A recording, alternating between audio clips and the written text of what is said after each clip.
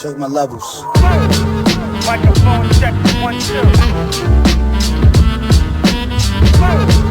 Microphone check 1 2. Microphone check 1 2.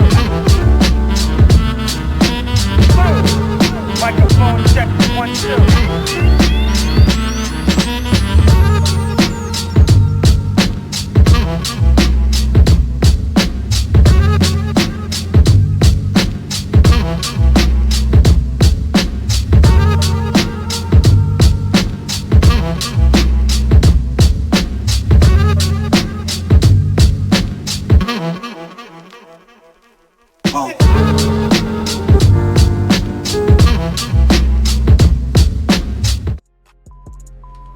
Side B Radio, who's this? Yo, can I hear that new Tekashi joint?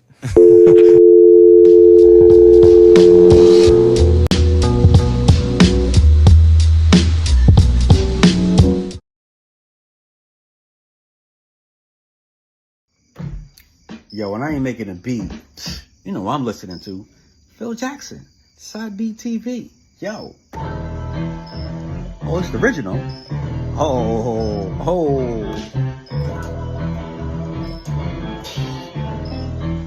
You know you should be listening to Phil Jackson, Side B Radio. TV? Phil Jackson, Side B TV? Alright. Salute.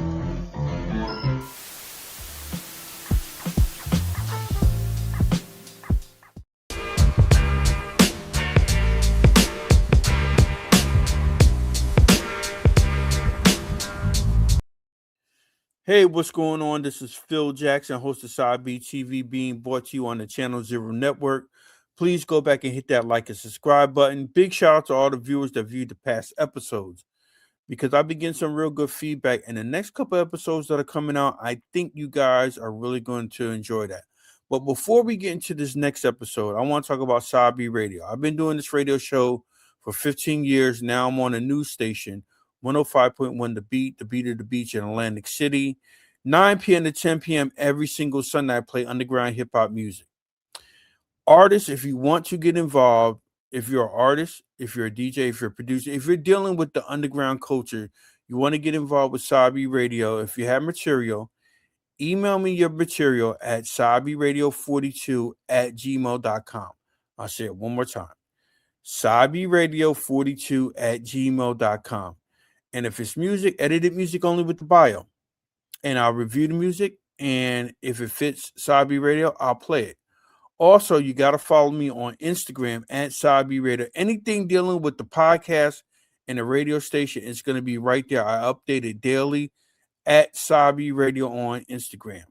And also, I am a contributor to Rap Central Station. Now, I don't know if that edition, this is the new edition. This is edition number 2. I don't know if it's out in the station. I'm going to be checking around this weekend. But if it is, it's going to be in your local Barnes & Noble, your local record stores that carry magazines, and your magazine stores. So be on the lookout for that. And also, every single Friday, 9 p.m., a new episode of Side B TV drops on Channel Zero. Big shout out to Chuck D. Big shout out to C-Dot. Now, the next episode, shout out to Luck and shout out to Hastyle. They make up H&L Associates. The mission statement is out right now. Please go out and support that. It was a very good write-up in Rap Central Station. The music review was truly dope on that. They talk about their journey through hip-hop, how they got started, the New York sound, the culture. They talk about everything. So this is going to be a dope interview. But I got a treat. I got another treat for you guys. I got 2 interviews. I mean, not 2 interviews. I got 2 videos from H&L Associates. The first one I'm going to show is called Think. And then at the end of the podcast, I'm going to play another one called NYC. So it's a double treat for you guys. So sit back, relax, just enjoy this podcast. Side B TV, Hastyle, Luck, they make up H&L Associates. The mission statement's out right now. We're going to get into this interview, but we're going to get into the first video first.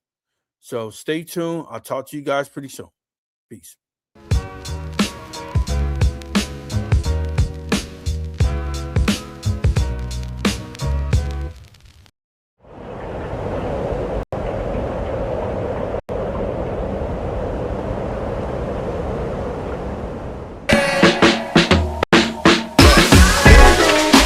This one goes out to everyone who ever lost somebody.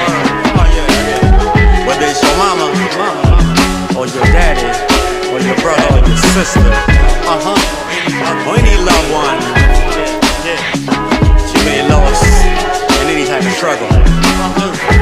This one goes out to them. To my nigga Fight Dog, to my nigga Dave. We gon' rock this one together. We salute all the people who are gone. Now my brother Fudge. Rest in power to my people who not here in the physical. Damn right we gon' miss you, cause you not here in the physical. Yo won't embrace to see your face disappear in time. As time stretch, the memory in my mind, hoping that I don't forget your face, your smell, your spine. I can't remember how my mother looked when the Grim Reaper took her out of my life. I learned to love, learned to appreciate time. Nothing lasts forever, wishing that I could still back time. Maybe I could change some things and spend more time. Less time fighting and fussing and fussing and fighting, wasting time on nonsense that just don't make sense. To the ends of earth and to the ends of all time. We miss you. Here we go. Yeah. Put a little something in the air for the ones that are no longer here. Yeah. Put a little something in the air for the ones that are no longer here. Yeah. Life is short, man. Same. Pay respects. Yeah. Put a little something in the air for the ones that are no longer here. Yeah. Positive vibes. What I say are more than words on the mic. Apply the pressure and pressure bust pipes. Everybody wants to live a long life. For some people it's cut too soon. Came to the world through my mom's womb. Yeah, just to raise the levels of the boom. So many gone but not forgotten.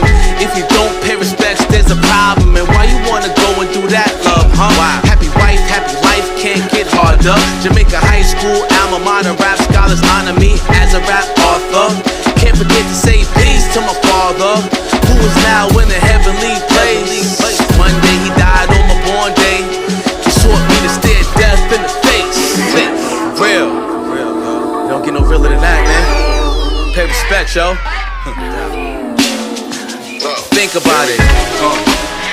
Yeah. Put a little something in the air. Yeah. For the ones that are no longer here. Put a little something in the air. Give them they flowers, you know what I'm saying? Real. Yeah. I can see the skies opening up, you know what I'm saying? R.I.P. Yeah. Rest in power, go up. Prayers go up. Blessings come down. That's what we talking about. Yeah.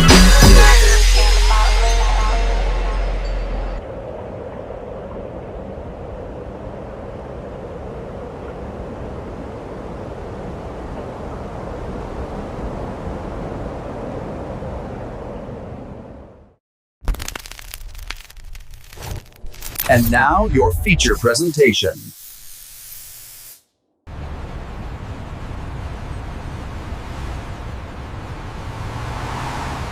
What's going on? This is Phil Jackson, host of Side B TV, being brought to you on the Boombox Union channel. Please go back and hit that like and subscribe button. Listen, man, the interviews are super crazy. I mean, these like artists are right there, and we need to get in contact, not in contact, but we just need to go more in depth what they're doing, because we always see the finished product. Like I said before, my past introductions, we've seen the finished product, but we don't know like the groundwork that they put in, you know. And I have these two artists up here right now. Shout out to my man Sharif out there in Louisville, Kentucky.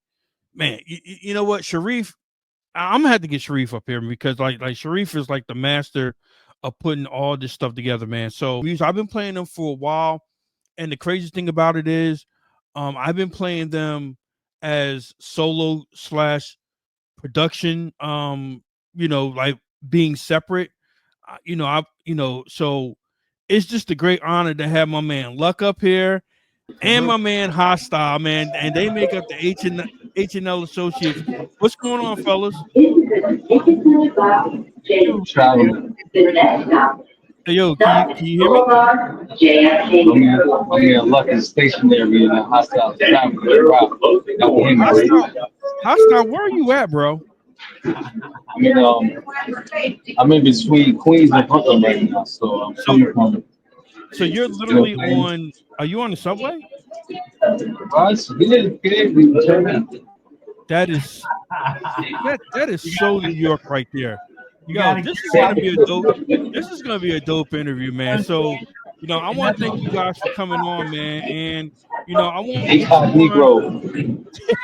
I wanted to get you on, just to share your story, share your journey, because Hastyle, you've been 30 years in the game. Luck, you've been doing production for a while, and and I've been playing both of you guys music separately, but now, shout out to Sharif again. I've been playing H&L Associates for a while now, but I want to start with Hastyle, man, because it's only fitting because you're on the subway train in New York City. How did it all start for you, bro? Started with the grind, Joe. Started with going to high school. She's shorting. Did he hey, that's that New York City shout out to New York. Hey, look, we're gonna put him on hold right now. We're just gonna remove him real quick. And look, once Hastyle gets back up, we're gonna get him situated and going.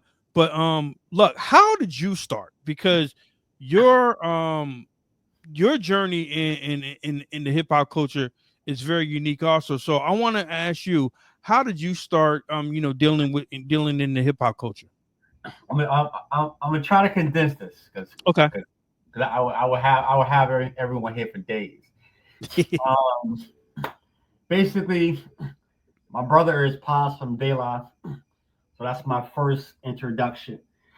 We all knew Prince Paul, so shout out to Prince Paul, because Prince Paul, Prince Paul and Daddy O are ultimately the people who put my brother in them on. Okay. So if it ain't for Daddy O from Brooklyn, Salute, and Prince Paul, there is no us. Through Mace hooked up with Prince Paul, they did the demo, and then that's how my brother and them got on. And then I met Tip, I met JB's, Juju from Beatnuts, Les, Salute, Dreads, Long, Queen Latifah, like Moni Love. All these people are like my peoples. Right. I've seen these people together and all different types of stuff. So that's like my entrance into it. Then we did a whole bunch of production. We did production for Supernatural. Never came out. We did production for my homegirl, Amber Sunshower. She's on G Street. Production for De La Soul. We had a song called Cooling, Linux album. And then we did a song called Trying Peoples also. That's the production. And then we go into Mood Doctors, which was a group I was in for maybe 7 years. We dropped about like 5 projects. And then from there, we were in Tampa performing, and then Haas came down, and then from there, that's how me and him kind of started connecting. He was in a group called Dysfunctional Fam. Also, I'm pretty sure Sharif, gave. Whoa. Wait a minute. Hold on for a minute. Yes, he was Dysfunctional Fam, Crazy Bizarro. Hastyle. I'm gonna get back to you in a minute, Luck. You were in Dysfunctional Family? I never knew that. Who wasn't in Dysfunctional Family? Bro, let me tell you something. I had a short stint in Dysfunctional Family. I was on 2 albums. And fun fact, I designed, I think the last cover that they had, what they call Mr. Motions. They dropped Mr. Motions. I did the artwork on the cover. Shout out But to go ahead with the question though. Bizarro, bro. Shout out So, to I mean, Bizarro. basically, yo, it runs deep, man. Like, um, Pipe, that's my people's rest in power. When you hearing him talk about Fudge and Lucky, he's talking about me. Oh, that was my people. So it's like, yo, man, we've been in the trenches so long. So Long I time. would I always kind of say, the fact of the matter that we make dope music is kind of no brainer because when you look at all our influences, Mm-hmm. I always say this: if we were trash, that would be kind of sad because like we've been around true great.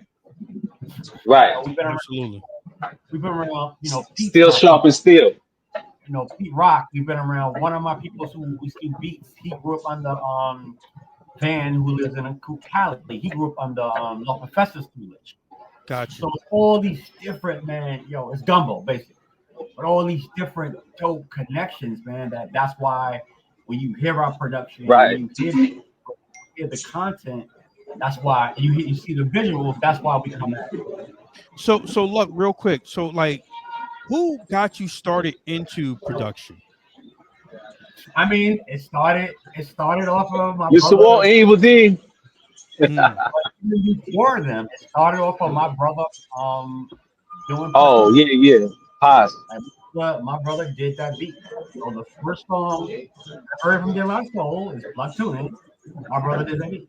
So I mean, it's just a gravitation, man. Like, we all loved it. We all loved Run DMC. So yo, That's what's up. Now, Hostile. Yeah.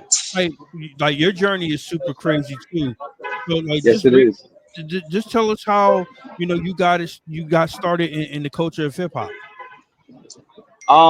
So I could brief it up saying, like I said before I got cut off, because I was on the train. Now I'm on the streets of New York. We walk that walk.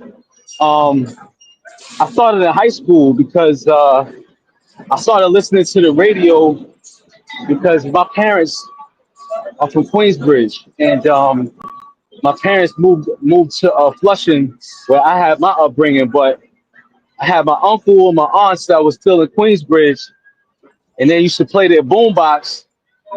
And I was like, "What's that?" My uncle was like, "Oh, that's Dougie Fresh and Slick Rick. This is the show, or this is Lottie Dottie." And I'm like, I ain't never heard nothing like this before. Mm-hmm. I got to be a part of this because it sparked something in me. And one of the dopest songs I ever heard back then that really gave me a boost and get me started with hip hop was "Don't Push Me, 'Cause I'm close to the edge." You know what I'm saying? And 2 years ago, a friend of mine, so from then on, I was like, yo, I need to put the pen and the paper, start writing. I got better. I started writing for people because I wasn't really confident about myself rhyming. And that's why I kind of gravitated to groups and crews and all that. But then one person in one of my crews was like, yo, you're kind of dope on some solo shit. You should really concentrate on that. So I met up with I'm not sure if you know about Apani, B-Fly MC. Yes. She's one of my first round partners, me, Apani, lifelong. And we formed a crew called DMO. Yeah, shout out to my brother Lifelong out there. Yeah, that he's been up to the radio station a couple of times. Yes, salute, like. Right. It's a small world. So I started working with him. I swear to you, in like 1992. And then we got so hot at one time, we was opening up for the Fugees and all that. And then we had a radio show, an underground radio show. It was called the Graveyard Shift. Forgot exactly what channel it was, but further down on one of the channels, from like 1 o'clock to 3 in the morning. Okay. And that was my first experience in doing radio interviews because the bigger we got, we had like Gangstar down there. We used to break records of like Faith Evans, Mobb Deep, and all that. So I was heavily into it. But then the thing was, after a while, my parents, you know how parents are, you know what I'm saying? Parents are, I don't know about the rap stuff. It's not really paying the bills. You might want to think about getting a real job, blah, blah, blah. So I was convinced to go to the military. I put rap down for a few years. Okay. But then I'm saying it brought me back because once I came back to New York, I mean, it doesn't matter where you go. I'm pretty sure you traveled before. Mhm. Doesn't matter where you go in the world, hip hop is gonna be there. You know what I'm Oh saying? yeah. And hip hop originated from New York. So me coming back to New York, I got my battery charged again. You know what I'm saying? And now Right. we're talking about 35 years, 36, 37 years of doing hip hop. So, me linking with Luck is a blessing in disguise because he's just as focused as I am. We got kind of the same background. And the people he associated with is legendary, you know what I'm saying? Plus, like I said, steel sharpens steel. So if you're around the legends, you become a legend eventually, you know what I'm saying? So that's the Absolutely. mission. H&L Associates, he's the one, I don't know if he told you while I got cut off, but he the one who came up with the idea, the concept of H&L, you know, hip hop lawyers trying to do it for the rap people. Dude, it's crazy, yo. It's crazy. We ain't here That's for what's up. nothing. We on a Hey, look, mission. I like to ask artists this question, and so I'm going to ask both of you. And look, Yeah. you can start first, then I could go to Hostile, then you can finish up. How do you feel the state of the culture is right now? Meaning, not just with hip hop. I mean, not just with the music, but like graffiti, breakdancing, DJing, just the whole gambit of the culture. So, like, how do you guys feel about the culture? And if it's one thing that you would change, what would it be? I mean, I'll I always answer this question very honestly. Um, This is a popular I question feel too. when the 50th anniversary hit, it was dope because a lot of people started learning more about hip hop and Yes. music.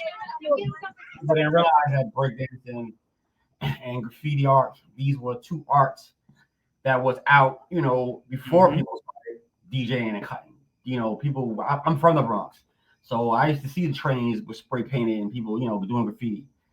So a lot of these things were already out before people started rhyming on a mic or talking on a mic, or actually I would say not rhyming on a mic, but I say putting together a song. State of music is state of music, man. I mean, now you have more flexibility to move around with being able to now put your stuff out. But the criminality of the music, people trying to jerk people for music, that Hmm. ain't never gonna really change. It's kind of what it is. I mean, it's dope that we now have options, which we didn't have. It's dope that now Absolutely. more people are educated to realize that, this is publishing and you shouldn't sell your publishing. And this is why, like all those things we didn't know about back in days. So I would say the information is much better. I say people are more knowledgeable about hip hop. I wouldn't change anything because it's everything has to run its natural course. If it didn't Absolutely. run its natural course, we wouldn't be what we are now. Like, it's hip hop is doing a curve. It's going back to content. It's going back to people don't want to hear the same old, and it's pivoting hard. That's why a lot of these companies losing a lot of money. Hmm. So honestly, if we change anything, then we wouldn't be where we at right now. I agree with that. And you know what? And thank you for, that because I always did say the 50-year anniversary of hip hop changed a lot. And the younger generation actually saw the how everybody responded to the old school artists and how they put on shows Right. and just how everybody gravitated toward their music and it's probably like 25, 30 years later and the music still is timeless music, and I think they saw that, and I think it bridged the gap between the older generation and the newer generation. But Yeah. Hostile, what is your opinion about the state of the culture right now? How do you feel about it? Uh, I mean, I guess a couple of years ago, I had my issues. Hmm. Um, before the 50th or 51st anniversary of hip hop, we're going to 52 years now, I believe. Yes. Um, my issue was like the authenticity of hip hop. because I mean, me and Luck, we came up, and you're the same. We came up on creativity, concepts, Yeah. boom bap beats, wordplay, um, source quotables, like stuff like that. Right. Uh, I mean, we definitely advanced a lot, and like Luck said, I guess to piggyback on what he said, it's like the state we're in as far as technology is concerned. We got more knowledge of certain things. Mhm. Even going to the studio and having your studio session constructed a certain way because the technology is crazy. Doing beats, it could be easier now. You know, rapping, you could give AI your bars and you could rap like Biggie. You know what I'm saying? So it's like it's weird. It's good and it's bad at the same time. Mhm. But you know, I big up the people that utilize this technology in a positive way and don't try to like trash hip hop. Right. Because it was even a moment where a lot of youngins was trying to like be on some bullshit and have and disrespect like the older generation of hip Right. hop, which I think that hip hop actually corrected itself eventually. And I mean we're at a good state right now as long as people do the right thing and keep it focus on the five elements of hip hop, the basics, the rhyming, the DJing, the graffiti, breakdancing, like all that stuff is authentic. And as long as we keep the culture authentic and we don't erase each other's history, they're about to build like a hip hop museum. I think it's opening up in the Bronx pretty soon. That's a Yeah. good step for hip hop. Hip hop is everywhere. Hip hop is in commercials. Everybody thinks that they can rap or make beats, but it's always kind of been like that. So, I mean, I like the state we're in because I'm pretty much comfortable. It's like somebody asking me, "Yo, Hastyle, you're almost 52 years old. Uh, you guys, H&L, y'all about to win a Grammy or something. Would you do anything different? Not really. As Mhm. much as we probably complain and nitpick, probably not, because if it wasn't for no downs, we have no ups. So that's pretty much my perspective on it. Okay. No, that's what's Yeah. I like that perspective of it. Now, I want to ask you guys both a question. Like when you first started out, and I know this might be a stupid question, but was the goal No such thing as a stupid question. was the goal No to such get thing. signed to a major record deal? And when did you realize it's like, well, this is not the route that I particularly don't want to go? So, look, I want to start with you. Like, was that your goal to Well, I can't. I get can't. signed? If I answer that question, I was signed. Okay, I was signed to Electra Records, okay. a group called Native Echo. So how was that whole experience being signed? Um, I mean, my stuff was moving. My stuff was moving much easier because my brother 3 Feet High Rise was out, so Okay. he needed me to kind of bob and weave. But I didn't rhyme at that point, so I did production, but I didn't rhyme. So I got signed right around the time K&B got signed. Brand Nubians got signed, so I was around that whole era. But I didn't rhyme at that. I didn't rhyme currently. I was just on the production. And then Dante Ross, salute to him. He wanted me to rhyme, but I didn't rhyme. So Mhm. in all reality, that's why that group never came out. If I was spitting balls right by, but I was spitting balls then, I would have been out. So when did you decide to start rhyming? Um, I started rhyming because there was a point when we were doing production and we had good, you have trash stuff and you have good stuff. No one's rhyming to our beats. So I had a production partner who I also was my partner in Mood Doctors, named Perp. He's in Houston. And so me and him, we were cranking out beats, and no one was rhyming to him. So out of that, we started freestyling. Out of the freestyle, we started coming with concepts, and then we started rhyming. Like simple as that. No, that's what's up. Like Now, hostile. Now, were you ever signed at one point? And if you were, tell me your experience of being signed. Shit, I wish I was signed because during this journey, I never had a chance to be able to, well, not a chance, but I didn't have the opportunity to put that, pen to contract. You know what I'm saying? Because it's weird. I started doing music in like 93, 90, 94, a little earlier maybe, and going to the studio and all that. And back then, it wasn't really encouraged to sign with major labels. Like you had like RZA and them release like songs about after labels, doing songs about labels. So I was kind of apprehensive. And then eventually when independent ventures came out where you could like just kind of promote your own music, I was like, well, maybe this might be the better route. Excuse me, I'm on a bus, so you're gonna hear announcements. But You are you're so New York City right now, bro. check it out. Shout out to the MTA, man. Hey, look, I work for New Jersey Transit, so those are my brothers over there in New York City. So shout out to MTA, bro. Let me know when they're hiring, because I'm trying to get a job. I mean, rap is cool, but you know what I'm saying? We could do both, like Sadat X. But like I was saying, as far as like being signed, never was signed, but always was trying to be on the the independent route because I don't like to be taken advantage of, man. I'm sensitive about my work. I'm sensitive about my art, and to just have like certain people handle your stuff like that. It could be a gift and it could be a curse. So, salute to everyone that's been signed, before. But where I'm at, where me and Luck is at, it's a very comfortable spot. You know what I'm saying? As far as promotion, as far as like you do your own footwork and you reap the benefits, and everything comes back to you. Look at De La Soul. You know what I'm saying? De La Soul had to go switch different things with label right now. Things are coming back together. You know what I'm saying? Rest in peace to rest in peace to Dave, along with other people that have ever been signed and never really getting the residuals that they wanted now.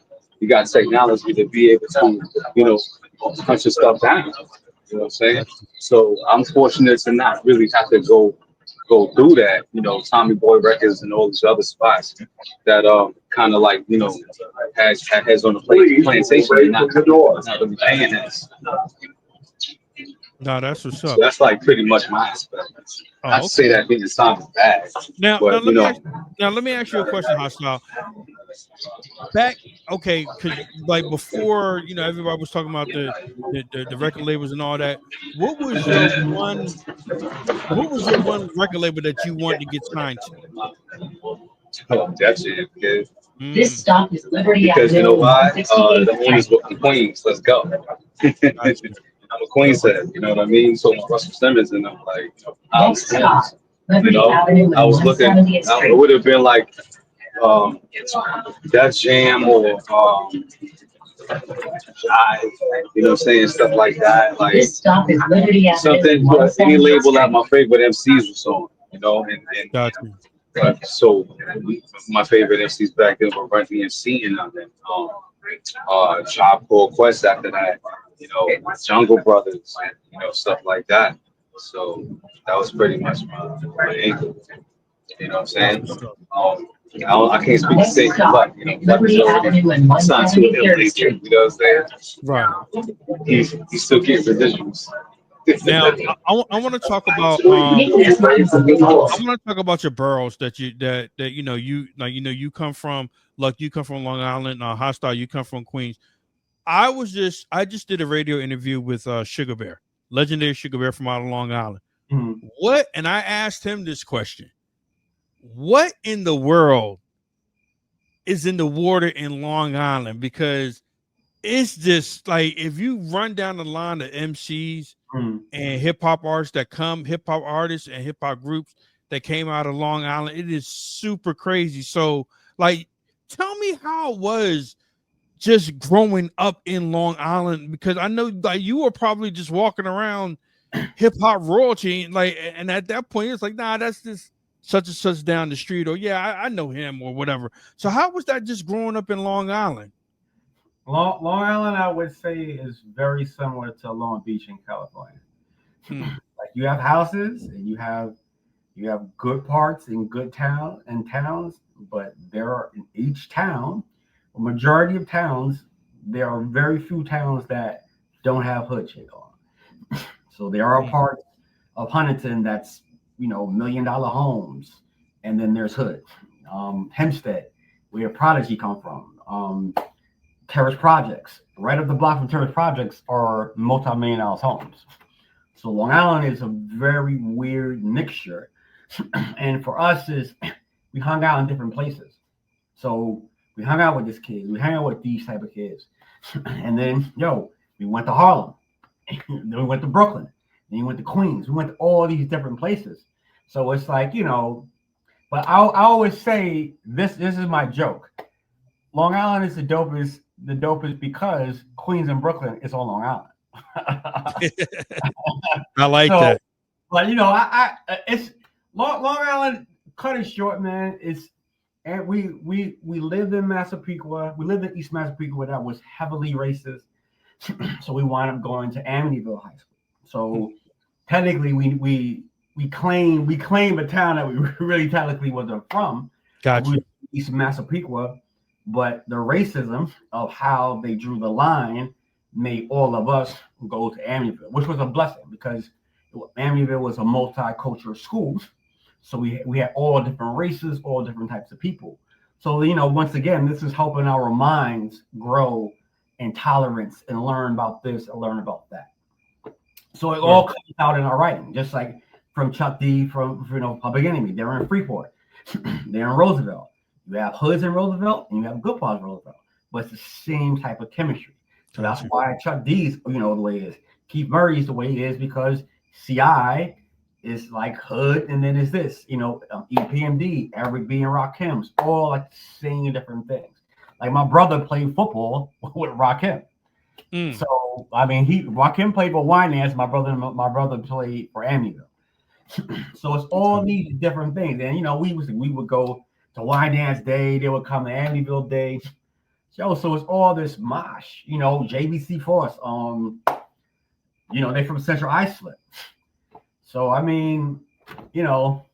could be something in the water. I don't know, man. But it's definitely something. It's about also I'm gonna have an interview with JVC Force in a little bit too, because their journey in hip hop is so iconic also. But Hastyle, you come from Queens. And there's been some legendary MCs coming out of Queens. So tell This me, stop is Liberty Avenue and 183rd Street. Queens, New York. It was always dope. It's still dope. Maybe not as dope as back then, but please move away from the door. I'm from Flushing, so every once in a while I will bump into Large Bro, Liberty Avenue and Arcade Avenue. Mike Geronimo, Beat Nuts, all type of heads, and just constantly being inspired. But I always felt like I need to be on my game because around that time I decided to be a battle rapper. I'm gonna run up on heads, you know what I'm saying? Because I'm clean, some sticking chest out and all that. But it was dope. And plus, like I said, my parents are from Queensbridge, so I see Prodigy here and there, Abbott here and there. When I was working in a barber shop, I used to cut Poochie Rat's head. I used to see H&L a lot. So, just being around those legends, it's like there's always a treat to be able to work with them because you're around them. And to be able to shop it out, it's a whole different story. This stop is Liberty Avenue and Arcade Avenue. So please move away from the door. Should be from Queens and then part of the Hey, yo, Hastyle. See the background, right? Yo, Hastyle, tell that person to move away from the door, bro. Tell them move away from the door, man. Come on, man. They ain't played away. I'm saying, yo, this is a real New York shit, kid. But like I said, Nah, that's this interview's gonna go down in the archives, kid. Send us a copy.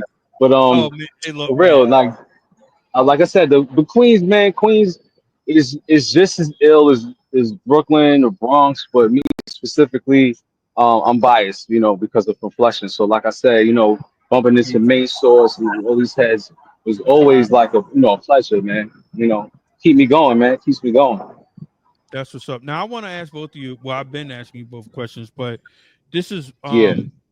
I've been pondering this question for a while because I like Luck said that hip hop has so much evolved that we've seen the emergence of the South, the Midwest, the West, Yeah. just all different other regions. But I want to get you guys' opinion on how important New York City hip hop is. What is the importance of New York City hip hop in the culture?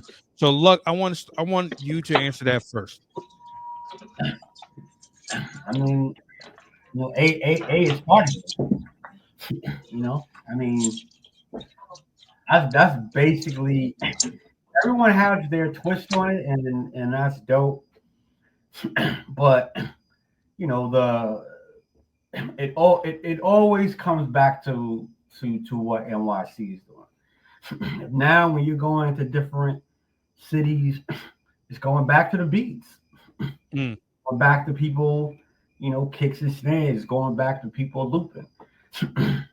So I mean, it started with a Jamaican dude in the Bronx cutting it, and then Cook the Rock going yes yes y'all, and it's looping right back. I mean, everything will always go back to its original origins. You know what I'm saying? Whether it's fashion, whether it's art, everything will always come back to the original point in which it started. I mean, that's how I basically feel about it. That's what's up. Now, Hostile, I want to ask you the same question. What is the importance of hip hop coming out in New York City? What is that? How is that important to you, and how is that important to the culture? So you're saying that from the origin, from the The pros. Oh, did he freeze up? But he's okay. can you hear me? Yeah, okay. You can hear Yeah, me, okay, right? yeah. Go ahead. Yep. So you're saying from the start, from when it started, right? Well, I mean, Or is just in general? but just in general, yeah. How important is it? Yeah. It's very important because we invented the wheel. So you're always gonna go back to the origin of who invented the wheel, and the wheel, which I'm referring to, is hip hop. So the elements came out of New York. So for example, even with me and Luck releasing music, and we derived out of New York, it's a good sign for New York, period, because wherever we go, people are gonna be like, where you guys from? And it's always we could stick our chest out and say, look, we're from where it all started. So we're just continuing the culture and pushing it forward. Now, respect to anybody that came from out of New York, or out of this country. Like, we've traveled. I know people that rhyme from London, or people that rhyme from France to Brussels, whatever the case. But it's a certain feeling that you have inside of you when you can say that, show, I'm from the stomping grounds of where this originated. Like, call me a dinosaur, whatever you want to call me. I'm from the original grounds. That's like saying, like, we're the original Native Americans. Like, what I'm saying? That's as deep as that. Like, Columbus wasn't here when the Native Americans was here. So a lot of these people that are doing hip hop from, like, not from New York, respect to them, but this is our stomping ground, you know what I'm saying? So, we're always gonna carry that shit. We could go out of space and still be like, yo, I'm from New York though. You know what I'm saying? From the planet Earth specifically, where they say New York twice. And Word. it's a good it's a good feeling. It's like it's almost unexplainable, you know what I'm saying? Because, like I say, even bumping into heads and seeing heads perform nowadays that were from the origin, like Graham, even Melly Mel, or pull a name out of a hat, Big Daddy Kane, all of them, you can all say, yo, that's not New York shit. Pardon me for cursing, but No, no, no. that's just it is what it is, kid. I'm pretty sure that Luck could, attest to that, because even in our songs, and when we're mentioning, where we're from, like, be it Long Island or be it Queens, we're always like, yo, we're the shit, and we're here to show everyone what the shit is about or how it should be. Gotcha. You And to know, add, and and to it- and add him, that's our responsibility. You know. and to That's add, what's up. and to add on him real quick, that's what we project. That's what H&L is about. H&L is about forward thinking. H&L is about pushing out that good feeling music. When Tribes and the JBs and De La and when Beatnuts and when Black Sheep was out, and and it would just permeate in just dope consciousness and dope music. That's our mission and that's our goal. I want to Yeah. ask you like a bonus question on piggybacking off of that. Do you feel as though that there is not pressure, but like, do you feel as though that it's, yo, we got to hit this, because not just because of the fact that you're from New York, but the fact is what you just said, Luck, that yo, we come from this cloth right here, Oh so yeah. we got to hit this mark. So do you guys Mhm. feel like any type of pressure when you Hell, make music? listen, hell yeah. Listen. Let me say At least this. you're honest. These are the people. These are the people I play my music for. Before anyone hears it, DJ Eclipse, who is one of the most hardest people in the world to please. Shout out to DJ Yeah. Eclipse, yes sir, Walter, Mr. Walt from Beat Mr. Miner, Walt. Eagle D, and Possum De La Soul.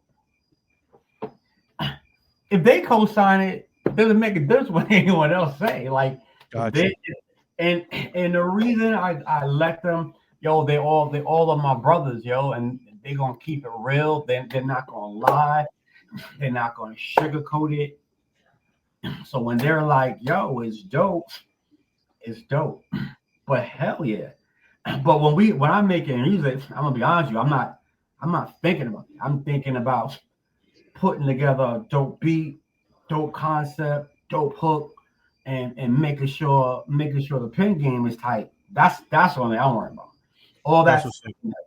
But yes, I mean honestly, hell yeah, it's and it goes even further than that. When people find out who it is or who I am, they're gonna judge it harder. So at the end of the day, I feel Haas and Mia, we're our worst critics anyway. Oh Before it gets yeah. Oh yeah. Have you ever gotten that when they find out who your brother is? Well, you don't sound like De La Soul to me. I mean, like do you get that? nah, I can honestly say I don't, man, because before he even gets there, majority of people they already heard the beat, you heard the rhymes, you heard the song. Got you. So you were like, yo, it's dope. And it just like you said earlier, it's an afterthought.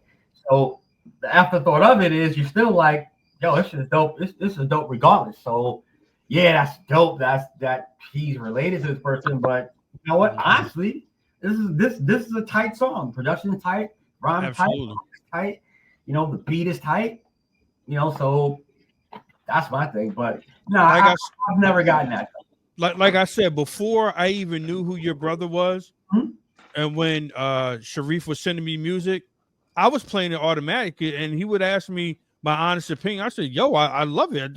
This these songs are dope." And he said, "Oh well, yeah." But then he said, "Well, that's what's his name's brother." I was like, "Yeah, that's cool and all." I said, "But I said I was gonna play it regardless."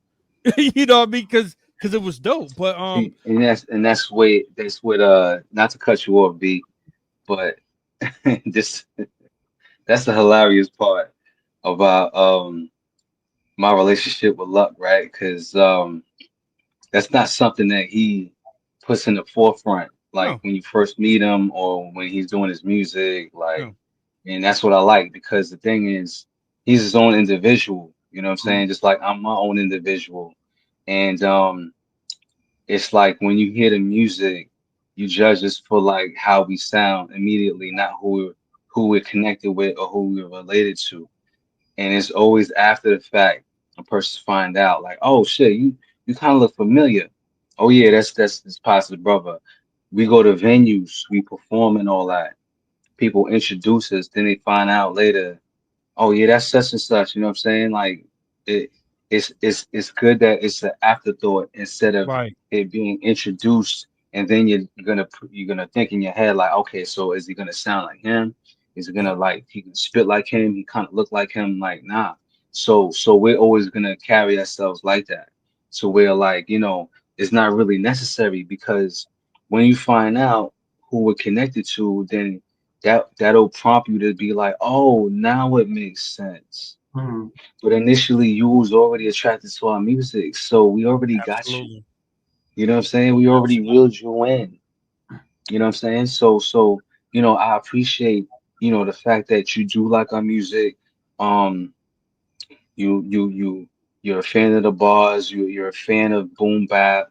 Because obviously, if you wasn't, you wouldn't be probably checking us. And yeah, I appreciate this interview ultimately anyway because we need a promotion at the same time. It's all authentic. This is just natural. You know what I'm saying? It's like fun fact. And you could look it up after this interview. Um, me and Luck recorded a song, not thinking that we was gonna be in a group in the future, because Luck is on one of my last albums. Okay. We did a song called Scenario, and I just liked his flow. So I'm like, this would probably be a dope beat for him to rhyme on.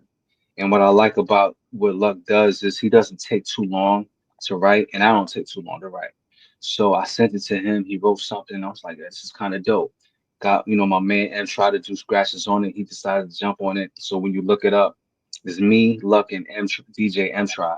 But you're Okay. gonna see the chemistry of me and Luck already from then, and we didn't have no plans on being a group. So now that we are a group, it kind of makes sense, and it's kind of like we've always been in a group. You know what I'm saying? Because I'm Right. pretty sure, like sometimes you meet somebody in hip hop, and within the first 5 minutes, you feel like you've known them for 20 years because of the knowledge I have and the chemistry. So it's all about, with me and him, it's all about chemistry. So even when I do my next solo project, he's on it. He's in his skits. Mhm. Like it's all collective. You know what I'm saying? And you be sure that we're gonna really consistently come out with some dope stuff, and you're gonna be like, okay, yeah, I gotta spread this word. You'll see. No, that's what's up. Next interview, we'll explain that. Now, speaking of, you forming the group, H&L Associates, Hmm. you guys dropped the Mission EP. So, tell me, because I have that EP, which is dope. So, and I Thank played you. damn near everything on it. So how was it putting together that EP, and did that lead up to the project that's going to come out in the next couple of weeks? Album was done. Mhm. To be honest with you. Those two songs you're hearing are new. We had already finished albums, but me as the production cat, I didn't, but I just gotta say this, full disclosure, album's dope. Mhm. I just didn't hear a first single. Like I didn't hear a single that I felt, this is the single the world is going to hear. This is the first Okay. single everyone's going to hear. So I did Amen first. And I was like, yo, this is dope. And then a week later, I'm chopping up and I go, bam, bam, bam, bam. And I was like, yo, it sounds like Kick Down the Door. It sounded like Biggie. I love that song by Permit. I was like, yo, Hmm. how they break down the piano, it sounds like Kick Down the Had Door. that feel. And then Hmm. the drums is like one of my favorite songs in Gangsta also, Take It Personal. So it's like, it's a Hmm. mashup between Take It Personal and Kick Down the Door. Mhm. And Hmm. then I started chopping up the girl spelling the word free, and I was like, yo, this is the first single. But I was like, this is the first single. What people don't realize is it goes to what we are going through currently. Right. Everyone wants to be free. People are locked up. So it's Especially after COVID. a Yeah. dope subliminal behind. I ain't talking about call. I'm talking about the dude who's in office. But after, yeah, exactly. In Right. general. Who's moshing up people. And so that's what the song is like. Yo, it's an upliftment song. Like, yo, let's get our minds together and let's do it. So when we shot the video, it was just natural. He's like, yo, I was like, I don't care whatever we do the video, but the video got me in black and white. I pick out spots, we started running around flushing. Shout out to Harold. That's the videographer, director, cutter, cutting up everything. He put it together, and that's why that video came out so tight. That's Yep. what's up. Yep. Now, Hostile.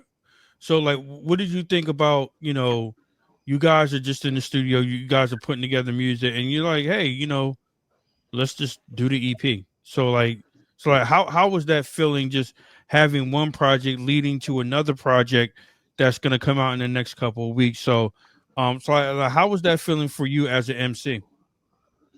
It feels awesome because I have the support that I've wanted for a long time. I'm not around yes men. I'm not around people that are just gonna say anything to please me as far as being an MC, saying you're dope 24/7.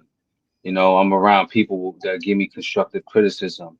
I'm around people that, when I spit these bars, they don't allow me to cut myself short of the best flow available. You know what I'm saying? They know my potential.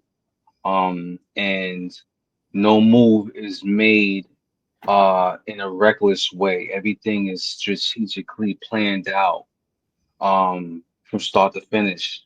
So, we started this album quite a bit, quite a a minute ago. And like he said, like Luck said, it took a minute to settle on a single. And then once that happened, things even rolled faster because we're like, okay, yeah, this is the sound we want. This is the punch in the face we want to give them. And then eventually this leads up to, a solo project. So it's the cool thing about it is like trying to think of the best way to put this, like a Wu-Tang album. You know how Wu-Tang album is like you had the whole crew first, then they had separate projects, then they came back together again. Came back. But Yep. they were all over each other's solo projects too, so the crew was still felt within the solo projects. So for example, us coming out with, the LP that we're about to come out with, that's a setup for a solo project by me. That's another setup for another project by us. It's all a setup for the next stage. And see the technique Luck uses is he's forward thinking. So he thinks like a year ahead, year and a half, 2 years ahead, which is like the way a director thinks when he's releasing a movie. It's like, Gotcha. okay, we're gonna release Jaws now, but then we're gonna shoot some of the next Jaws right now. So by the time we get the response from the first Jaws, we're already almost wrapping up the second Jaws. Or if you want to say even the Superman movie, you know what I'm saying? Both Superman movies were shot in the same year because they knew the potential of it. So with H&L, we know the potential of what we have. So we know how to set up the next move. And the cool thing about it is we have like a move and a counter move because you have to have a counter move to see how things move while it's moving, if that makes sense. So what I mean by that is things are moving right now. We're getting dope interviews like this one. We're getting dope shows coming up, and every month something new comes up for the next Something month new or comes the up. next Yep. 2 months, which builds up more momentum.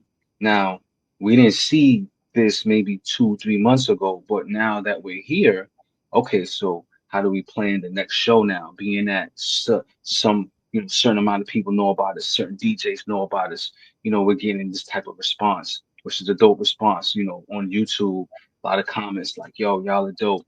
What's next for y'all? Oh, we got something in the chamber already." But it's good to think ahead that far to be able to know how you can execute these type of moves because you know like I said, nothing, no move is really just a move is just like you just freestyling these thoughts. Like me and Luck had a conversation a couple of days ago about how people try to make plans, like even beyond albums, just a plan. You got a plan, see it through, but you need to do it in steps.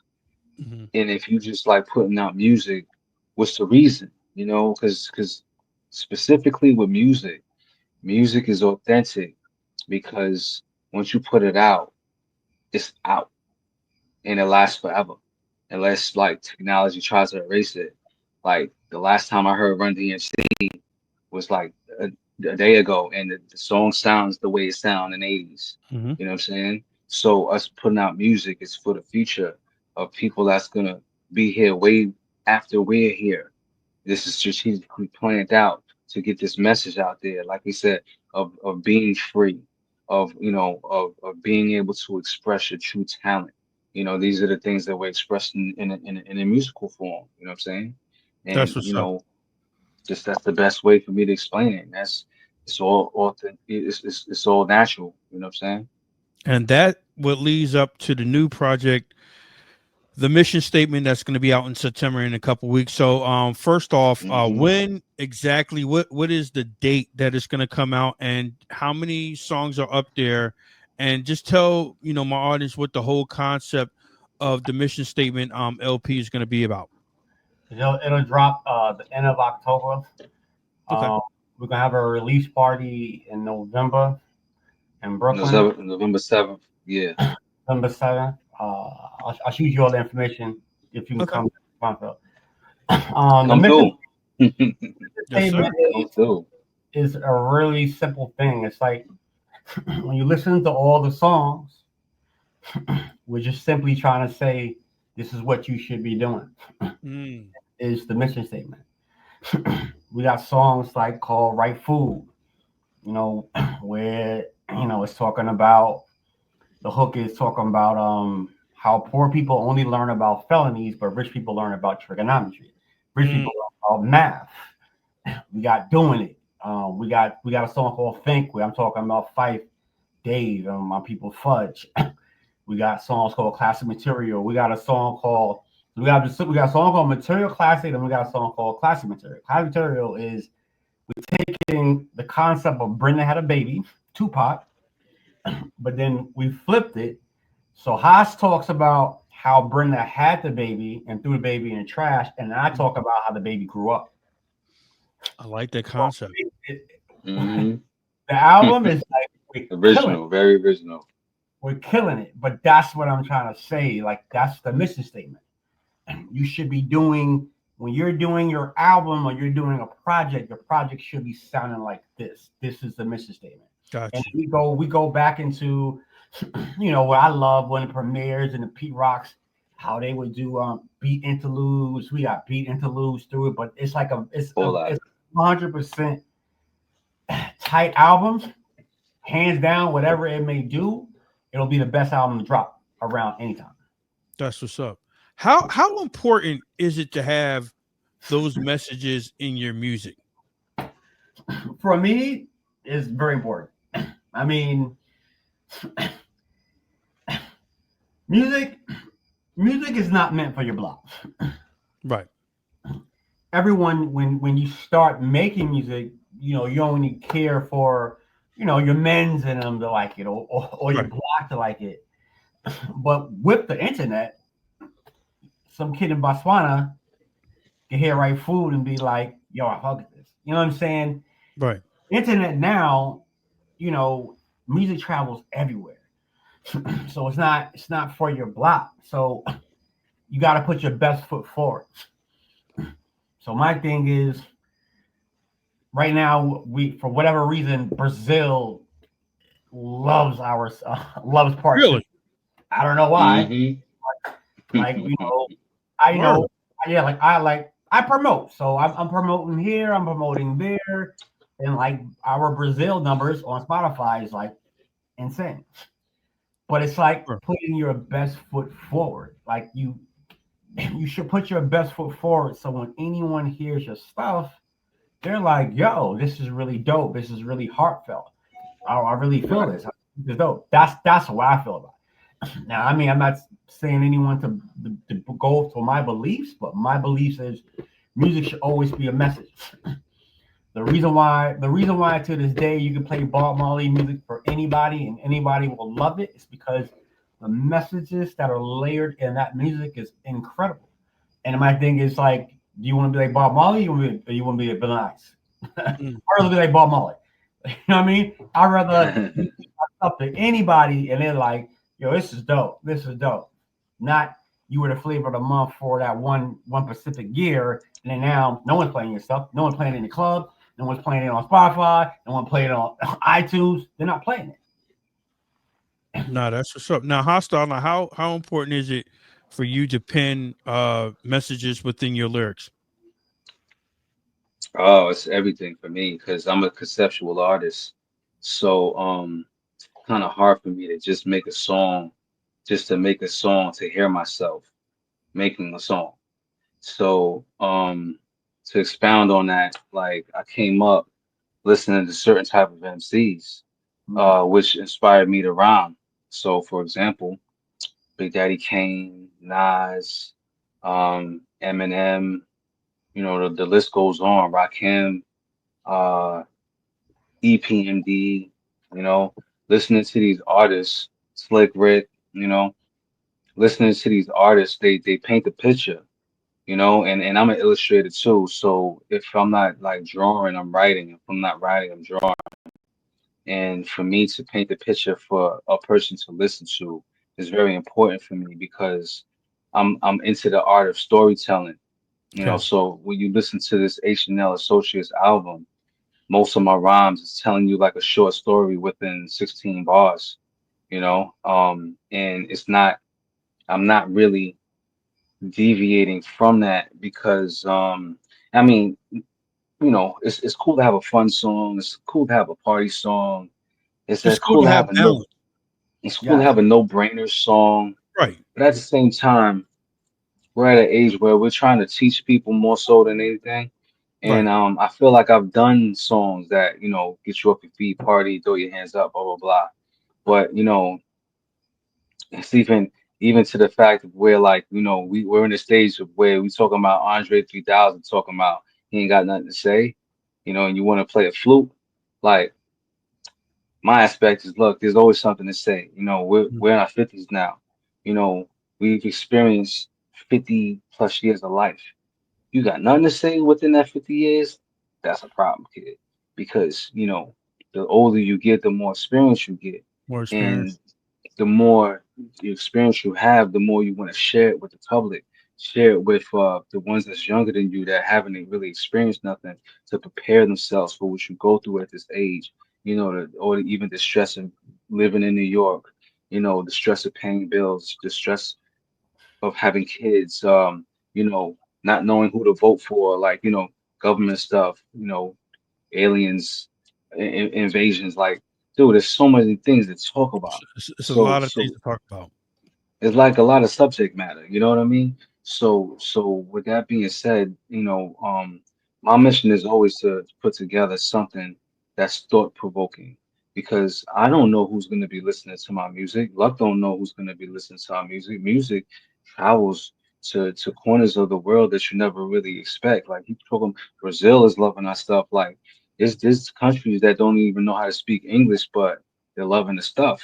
So if they're loving the stuff and they don't know what you're saying, but when they find out what you're saying, they're getting even more.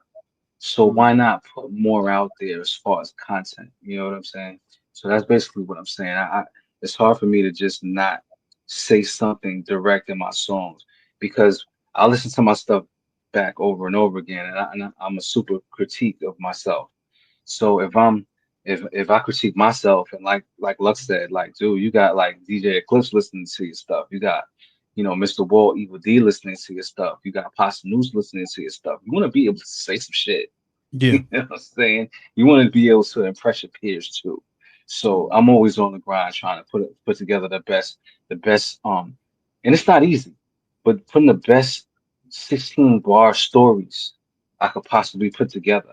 You know what I'm saying? And like you're gonna hear me big up Luck a lot, but I big up Luck a lot because he brings me out of my comfort zone. You know what I'm saying? Like this is the most I've written in years. We're talking about probably I haven't written this much since right before 2000. You know what I'm saying? Because like, you know, to give you like a little bit, I went to the military. Yes. Like when I was giving you the story about how my parents, you know, oh, this rap stuff is not gonna really do much for you. So I was convinced to go to the Air Force. Being in the Air Force, I've traveled to different spots, like at least four distinctive spots. North Carolina, I was in Korea, I was in Maryland. Each place I went to, I took rap with me and I learned how rap is accepted in different places, even overseas in Korea. Like people rapping in Korea. Like that's the first time I actually witnessed people actually trying to put together some bars that don't speak English. But they'll recite your song, but they don't know English. Like, all right, so I was like, yo, this is something that I can't put down ever, and I always got to be on top of my craft. That's That's that's what's the up. reason why. That's the reason why I put together music like that. Who came up with the art cover for the two singers that are right now, Bag and Emily, NYC? Cause that is super dope. No, the that's on first you, Luck. first one is you. The first album cover is Haas and his lady, Haas and his wife, and then You already know. the second one is Don Dirty, and then the third one is going to be my homegirl Emily from the UK. But the New York cover, Don Dirty, and then the first cover with the lady, that's Haas and his wife. hmm Now, and Which are is there continuing, are there any special the features? concept. Oh, go ahead. Say that No, again. and if you notice, obviously, it's continuing the concept of the woman that's the judge, but one eye open. You know what I'm Yep. saying? Because people aren't judged like the way they're supposed to be judged. So each album cover is gonna have the same concept, but different type of artwork. And it's all going back to H&L Associates because we're those hip hop lawyers trying to bring justice to hip hop. You know what I'm saying? Word. Now, are there any features on the project? Yeah, me and him. Or Nah, thank nah. you. Only feature Thank is people be cutting. That's the feature. all, Thank all, you. Yeah, all, that's it. all cuts are by Evil D from Black. My boss. Really? Yes. Any cuts you hear, any rubs, that's all Evil He's D. able to. That's all the That's features what's we up. got. Nah, that's what's up. And so, the project's gonna be out like you said in October. And October. Okay, so like, how could people, where could people purchase and support the album when it comes out? it's on iTunes, baby. Um, Spotify. I did a post. Songs are 99 cents. I said, yo, the songs are cheaper than a candy bar. So You're I mean, right. you got to think about it. I mean, candy bar now is like $1.25 for a Yes, small, it is. and a candy bar smaller than what it was. So that's my thing, yo. You really want to support? And the candy bar lasts like 5 minutes. This Yeah, music well, lasts forever. You want to support? it'll last a minute for me. But anyway, we'll go ahead. You like what you did, you have iTunes. He likes his chocolate. Go on iTunes and purchase it. If you want Spotify, then my ask is, yo, make sure you share with 3 people, and then make sure those people share with 3 people. And that's it. But if you want to buy it, yo, by all means, buy it. Cause yo, I'm just trying to say, it's You can't go wrong. great music. Word. So my last question, I like to do this. I like to And give Luck? Oh, go I ahead. didn't mean to cut you off, but Luck, you told him that you did all the beats, right? Yes. Start You to did all the finish. production. Start to finish. God Finish bless the you start. guys, man. Luck did shout out- all the beats. shout out to you guys, man, because there's no features. It's only one producer. So, I'm not saying that, if it's features, if it's multiple features and multiple producers, I'm not saying that it's all over the place, but the concept is going to stay within the concept. And, God bless you guys, man. Shout out to you guys, man, because this is a well thought out project. Not saying all the other projects aren't well thought out, but now you're showing production skill and rhyme skill just by 2 people, which is truly dope, man. So, but give out all your social media handles and everything, because I just found out that you do have separate Instagram accounts, but you do have an H&L Associates Instagram account. So like, give out all the information to the audience right now. So it's H&L. So it's hand, HANDL Associates. So when you type it in, it's gonna look like Hand L Associates. And then my beat thing is Luck Charm Beats. And then Haas. And then we're on YouTube as H&L Associates. Right. And my angle, my side is Hastyle Rhymes. So it's Hastyle, Hastyle, pronounced hostile, not hastyle. Oh, Hastyle. Underscore or Hastyle, because That's funny. there's all type of pronunciations going on. We set to the record straight here. So it's Hastyle underscore Rhymes. That's one page. You got Hastyle underscore art because I'm an illustrator also, right? Okay. And if you want to go even further, you got the Five Borough Hip Hop Trivia Show. That's separate from H&L, but that's just a hip hop page that I dedicate to hip hop because I'm a hip hop head, hip hop historian, whatever you want to call it. But mainly, if you're trying to focus on H&L Associates, you got H, like you said, H&L Associates. You got Luck Charm Beats, and you got Hastyle Rhymes. So you got the beats, got the rhymes. Pretty easy to remember. You know what I'm saying? Did I'm sorry, Did Luck give you the fun fact about him starting to rhyme? Did he give you that no. fun fact? What's the phone? Okay, so Luck told me, Luck was like, mind you, I'm not a rapper. I'm just a producer that knows how to rhyme. But then during the course of this album, he's a rapper, so I don't care what he says. Oh my God.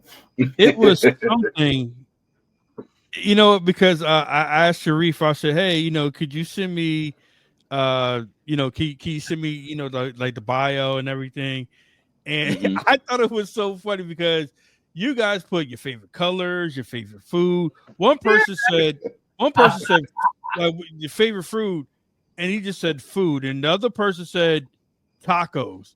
I was like, you know what? I like these guys, man, because they got personality, and I think sometimes that's what's missing in hip hop because everybody wants to be so serious and everything, and just by reading what you guys in your bio, what you sent to me, I was like, this is showing like they're serious, but they have a lighter side to them too, and I think that's missing in hip hop.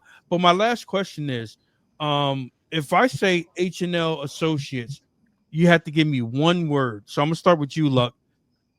When I say H&L Associates, what's the first word that comes into your mind? Innovator. Damn, that was quick. I like that. Yeah. Hostile, you can go. Damn, to put it in one word. Yep. You can do it. Boom bap. Is that one word? That's one. Okay, I'll take that. Is that one word? From a hip hop standpoint, yes. Yeah. Because I would say hip hop, but is hip hop one word?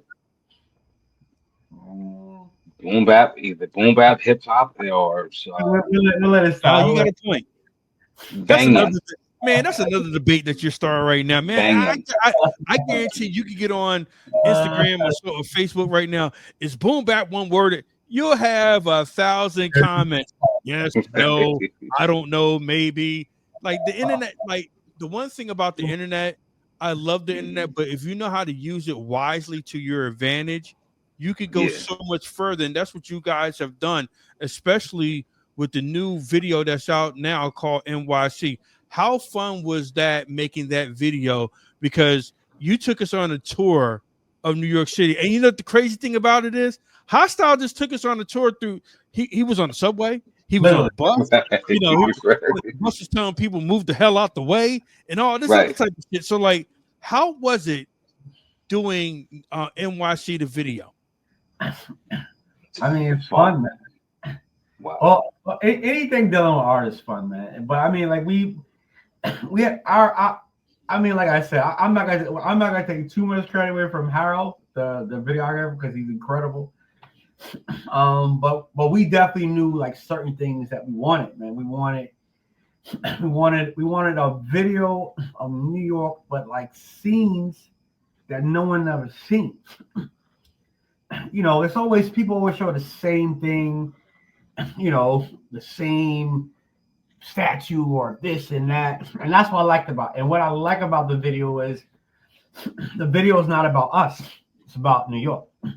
Yes, it is. We're in the video, but the star of the video is New York City. And I think that's the dopest part about it. Like, it's two guys rhyming, but if you're from wherever you're from, if you're from Guam or Japan, you've never seen New York, you see that video, you will have a damn good idea of, wow, this is what New York's about. And I think the video just it displays how the grime of New York, and it explains like the bizarre side of New York with the dog in the window, but then it just breaks it down. Yeah, Exactly. shout out to the scammers. You had the scammers in there. Hell yeah. That was I was like, yo, I like this video. Dude, I had to, like we had to mention everything, every aspect, every orifice of New York that we could possibly think of that does not sound like any other anthem, like the Jay-Z and Alicia Keys anthem, or any anthem, MOP's anthem, whoever's anthem. We had to make it totally different. So we had to craft our rhymes a certain way. And me, if I could speak for myself, and like I said, not taking anything away from Harold and his awesome ways of choosing angles of New York to show in the video. I had fun wearing my New York Knicks jacket. You know what I'm saying? I'm a big New York Knicks fan. I had fun looking like I was scaling a wall, some Spider-Man type of shit. Spider-Man's from New York, you already know. Spider-Man was in the video, you know what I'm saying? Just this, like, what else? Like the pissy elevator, that scene was fun to shoot. You know what I'm saying? Oh my God, they're showing everything. We're showing everything. No, but I mean, but like you said, if you're not from New York City, I'm not saying that that's not what happens all the time in New York, but you're just giving everybody a general idea, New York City, and I think you guys covered everything, and I really want to thank you guys for coming on. This is my very last question. How important is it to still have visuals for music? It's very important, because I mean, sometimes the visual is what pulls people in. Gotcha. I mean, and sometimes if the visual is done correctly, the visual will break down what the video is, because sometimes, like, we are in slant, so people don't understand what we're saying, but when they see the visual, they're like, oh, that's what. Now they didn't it? Got you. So it's very important, I feel personally. Right. Mm-hmm. No, that's what's up. So look, what we're gonna do, we're gonna end the interview, and we're gonna play NYC, the video, and I really want to thank you guys for coming on, man. And if there's anything that I need to do on my end, just let me know, man. And just thank you for coming on and sharing your story with us. Salute, Pleasure, man. kid. Pleasure, kid. This is what I always say. And everyone listen to what I'm about to tell you. Without the DJ, there is none of this. Don't ever get it twisted. When you're on Instagram, when you're on Facebook, and you see someone with a DJ next to their name, or someone telling you they DJ, hit them up on their DMs and go, yo, man, how can I give you my stuff to play? Because when you start making those connections, that's how your stuff truly starts spreading. You can be on Spotify, you can do all this. Yo, that's great. It's all promotion. But when the DJ plays your stuff, it's not like it. Because the DJ is gonna play it on the show. And if the DJ does a party, he's gonna play it at a party. And they're gonna keep playing. So DJs are 100% important. Don't ever shit on the DJ. Hey, that being said, we're signing out. I'll talk to you guys next week. Peace.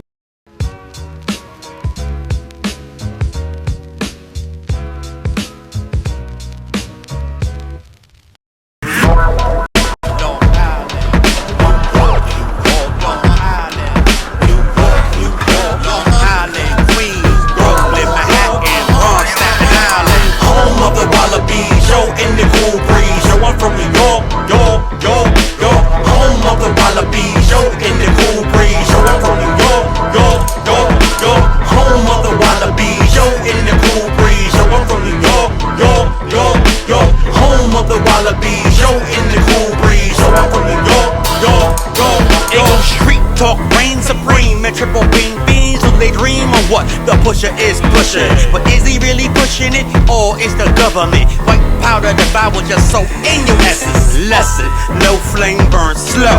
Then crackheads are made in female embryos, and life's the third rail. Execute you, eat you like a barracuda down to the bone tissue. Hit him with a missile. It's hard to maintain when skyscrapers eclipse the sky.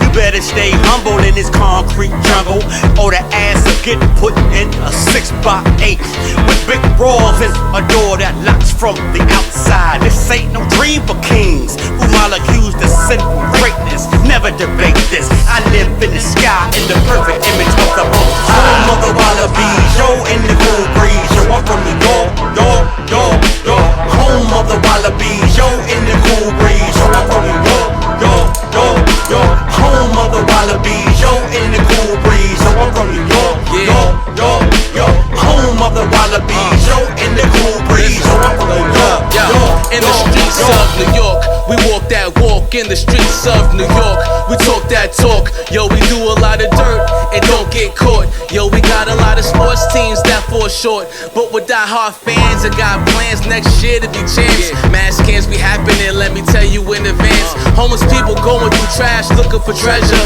Elevators smelling like piss as soon as you enter. Check the drama that happens from January to December. Gridlock, rush hour, got mad fender benders. We got the best barbers, we got the best clothes, we got the best food, we got the best flows from real MCs who know how to rhyme. Mad police in the streets instigating the crimes. Landlord ain't fixing what we clock and drain. We're packed like sardines from the buses to the trains. Home of the wallabies, yo, in the cool breeze. Yo, I'm from New York, York, York, York. Home of the wallabies, yo, in the cool